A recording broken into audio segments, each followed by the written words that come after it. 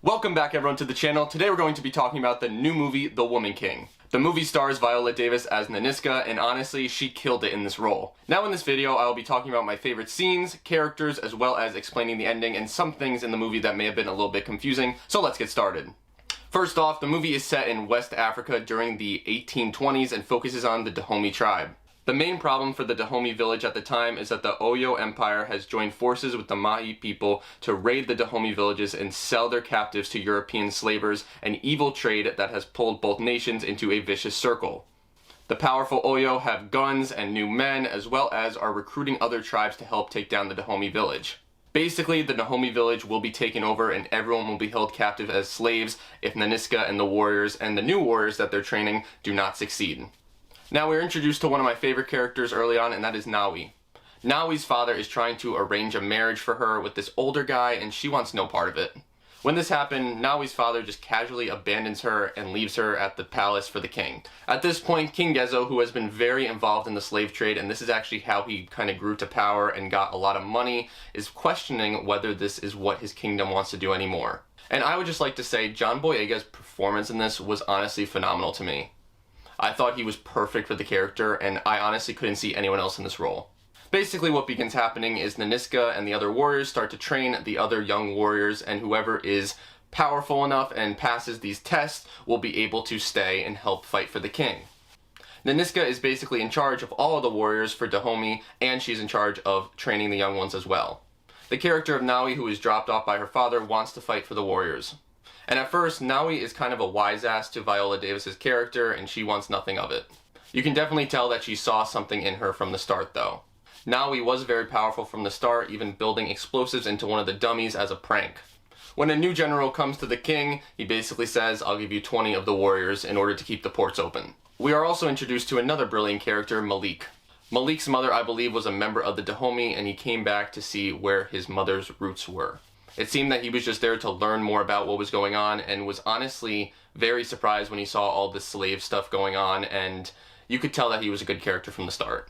Now, a very badass scene was when Nanisca brought all the warriors to the general, and when he was like, "Where is my tribute?" she basically pours out a basket of heads from, I believe it was their men.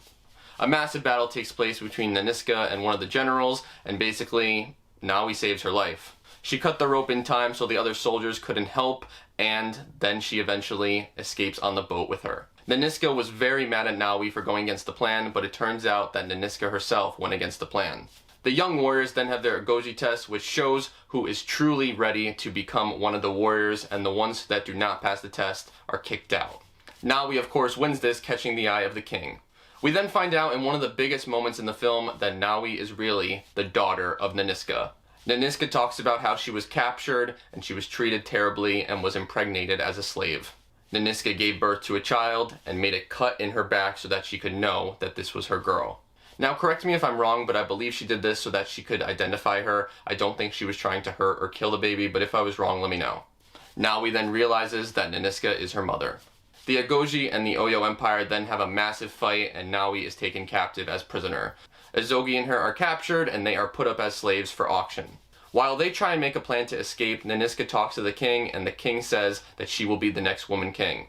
Nanisca, though, does not want this right now and wants to go save the other members. The king basically says that some sacrifices have to be made. Nanisca wants no part of this and betrays the king, taking some of her warriors to go and try and get the others back.